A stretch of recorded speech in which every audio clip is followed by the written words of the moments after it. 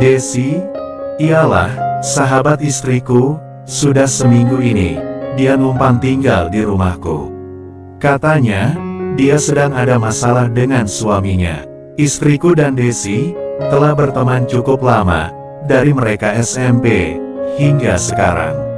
Karena Desi begitu akrab dengan istriku, aku juga ikut berteman dengannya. Aku juga berteman baik dengan suaminya, dan saat ini, kami pun sama-sama baru punya anak satu. Memang, jarang ada teman yang seangkatan waktu SMP, dengan keakraban yang masih terjaga, padahal sudah melewati masa sekitar 15 tahun lebih. Sehingga, dari pertemanan mereka itu, sudah menjadi keluarga. Namun, benar saja kata orang, nggak ada yang sempurna di dunia. Sebaik-baiknya manusia, pasti tetap saja terjerumus ke dalam kesalahan. Karena, aku dan Desi, sama-sama gak kuat, menahan bisikan yang tak wajar, yang telah menggerogoti kami. Kami sudah menodai sebuah hubungan persahabatan mereka, dan telah menzalimi istriku. Saat itu, aku sama sekali nggak berpikir, seakan hati nuraniku telah terkunci. Betapa hancurnya hati istriku, jika dia tahu apa yang telah kami lakukan. Awal mula, peristiwa yang sungguh membuatku merasa bersalah ialah, suatu hari, Desi datang ke rumah kami. Gak seperti biasanya, setiap main ke rumah kamu, ia selalu bersama suami, dan juga anaknya, yang masih SD. Sudah begitu, aku melihat ada yang berbeda di raut wajahnya. Seperti raut wajah orang yang sedang punya beban. Tapi, aku diam saja, dan tak mau menanyakan langsung padanya. Aku yakin, pasti dia akan cerita sama istriku, dan istriku, sudah pasti, akan menyampaikan juga ke aku. Benar saja, istriku cerita, bahwa, suami Desi, telah berselingkuh, di depan matanya langsung. Walau sudah ketahuan, suaminya malah merasa gak bersalah, dan dengan tega, main tangan. Sebenarnya, Desi sudah mencoba pulang ke rumah orang tuanya. Tapi, dia balik lagi ke rumahnya, karena, ia tidak mau, orang tuanya tahu tentang masalahnya. Akhirnya, untuk sementara waktu, dia memutuskan numpang di rumahku. Dia adalah sahabat istriku sejak lama, dan juga sudah seperti keluarga. Mana mungkin aku melarangnya? Lagian juga, istriku, punya usaha makanan, mana tahu, Desi bisa membantu istriku selama dia menumpang, juga sebagai uang jajannya. Maklum saja, selama ini, hidup Desi, hanya bergantung pada suaminya saja. Sedangkan aku sendiri, bekerja sebagai satpam, di sebuah bank swasta. Jujur saja, sejak Desi memilih tinggal di rumah kami, aku gak bisa tenang. Bukan karena merasa terbebani oleh kehadirannya, tapi, aku sering merasa terbawa suasana oleh kecantikan Desi. Istriku memang cantik, tapi, kecantikan dari istri orang lain, memang sungguh berbeda, dan bikin aku gagal fokus terus jika berjumpa dengannya. Karena alasan itulah, aku selalu menghindari berjumpa dengannya di rumah. Bukan apa-apa, hanya khawatir saja, kalau istriku terlalu jeli melihat sikap anehku pada Desi.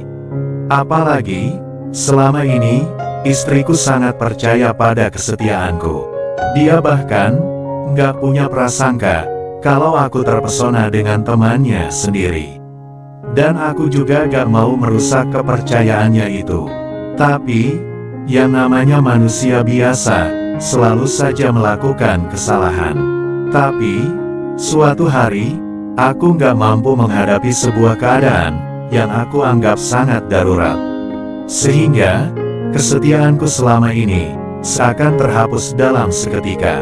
Suatu hari, aku sedang aktif, tapi aku kecewa, ketika melihat istriku, membeli bungkusan itu. Dalam hatiku menebak, dia pasti lagi datang tamu.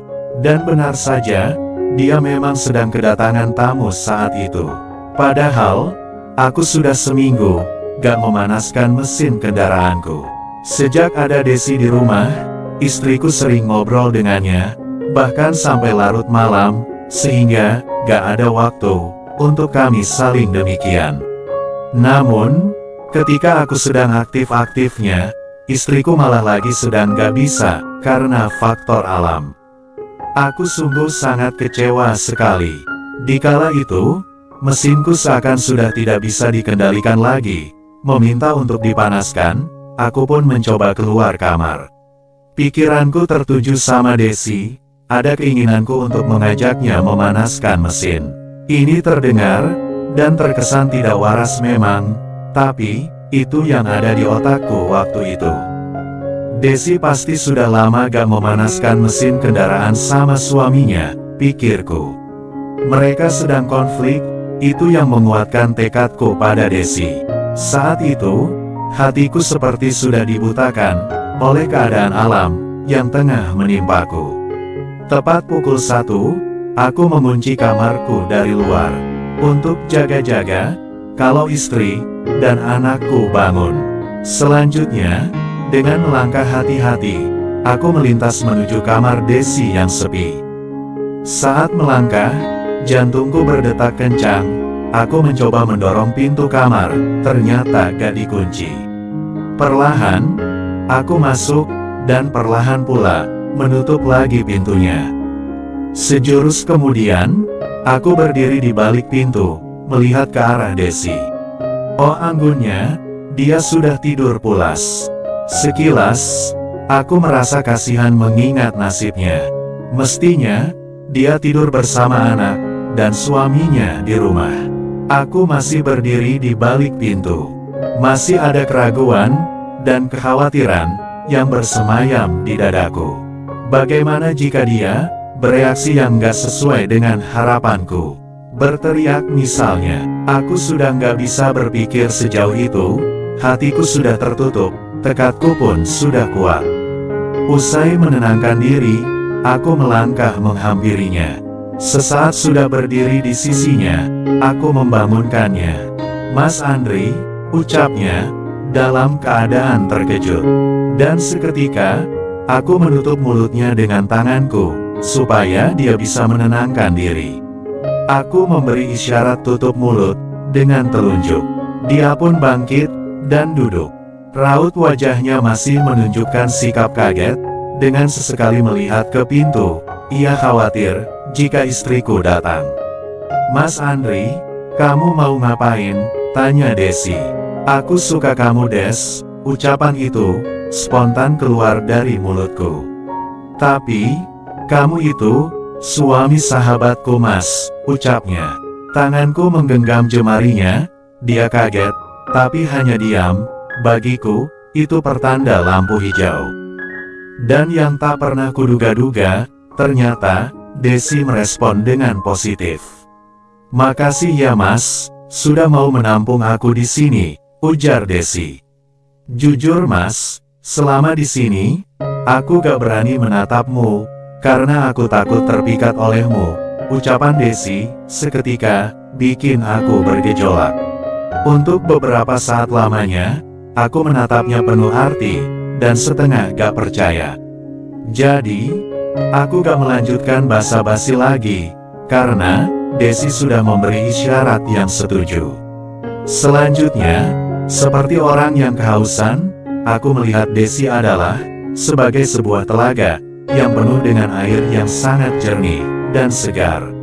Seperti sudah sama-sama sepakat, aku tidak menyia-nyiakan waktu. Kami pun mulai memanaskan mesin kendaraan tersebut. Di pertengahan, aku berhenti sejenak dan menarik tangannya. Mau kemana Mas? Ujar Desi. Sepertinya ia tampak kecewa karena aku berhenti, bukan di saat yang tepat. Kita pindah di lantai saja, sahutku. Aku gak tahu perasaan seperti apa yang ada di hati Desi. Apakah ia merasa bersalah, atau merasa bahagia, atau mungkin dua-duanya. Tapi yang pasti, kami saling melengkapi satu sama lain.